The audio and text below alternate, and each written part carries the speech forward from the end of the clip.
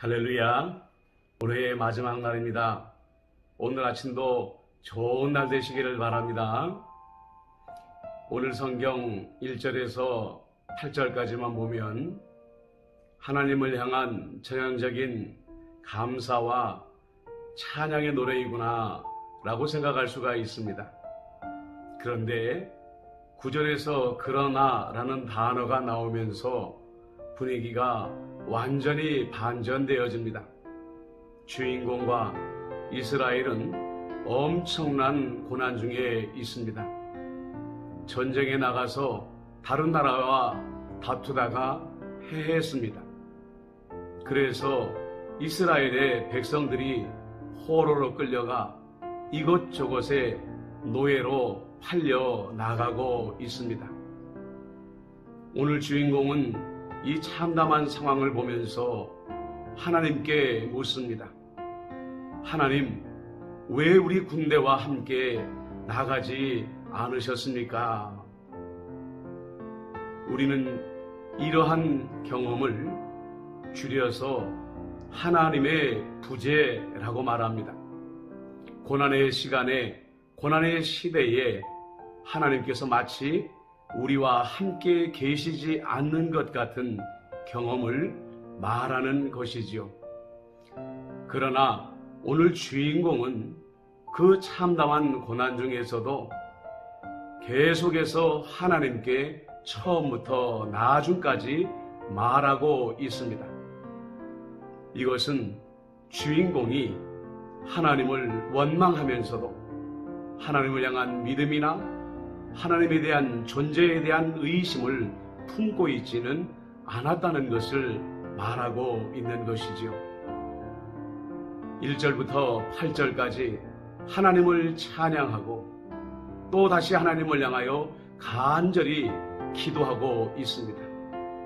주여 깨소서, 어찌하여 주무시나이까? 일어나시고 우리를 영원히 버리지 마소서, 이렇게 기도하고 있는 것입니다. 주인공이나 이스라엘 같은 엄청난 고난을 당하게 되면 보통은 그 믿음이 뿌리부터 흔들리기 쉬운 것입니다. 그런데 주인공은 어떻게 이 참담한 상황 중에서도 하나님을 향한 믿음을 붙잡고 있을까요? 1절 말씀입니다. 하나님이여, 주께서 우리 조상들의 날, 곧 옛날에 행하신 일을 그들이 우리에게 일러주매 우리가 귀로 들었나이다. 주인공은 자기 조상들이 광야에서나 애굽에서 어떤 기적을 경험했는지 자신들의 삶에서는 경험하지 못했습니다.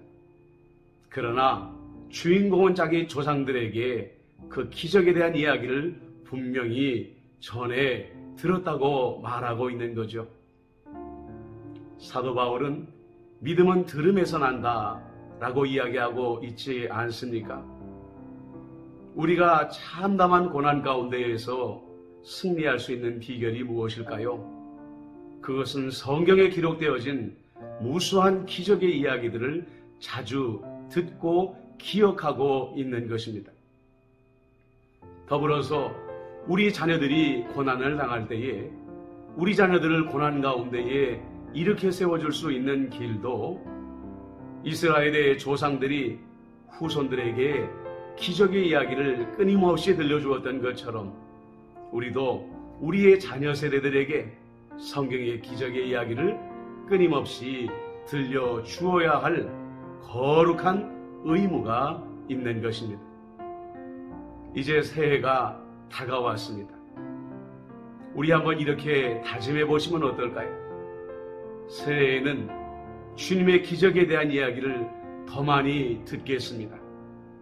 그리고 우리 자녀들에게 더 많이 전하겠습니다. 이런 다짐을 가지고 새해를 맞이하심으로 모든 고난과 역경을 능히 이겨내시는 여러분들이 되시기를 주님의 이름으로 축복합니다. 기도드리겠습니다.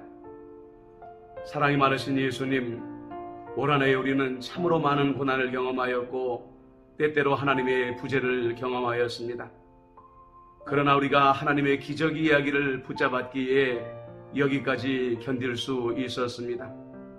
다가오는 새해에도 환경을 보며 실망하지 말게 하여 주시옵시고, 어떤 역경 속에서도 우리 믿음의 조상들을 구원한 하나님의 기적을 기억하며 이겨내게 하여 주옵소서. 우리 자녀들에게도 열심히 전하게 하여 주옵소서. 예수님의 이름으로 기도드립니다. 아멘. 새해에 더욱더 큰 하나님의 복을 누리시기를 주님의 이름으로 축복합니다. 샬롬.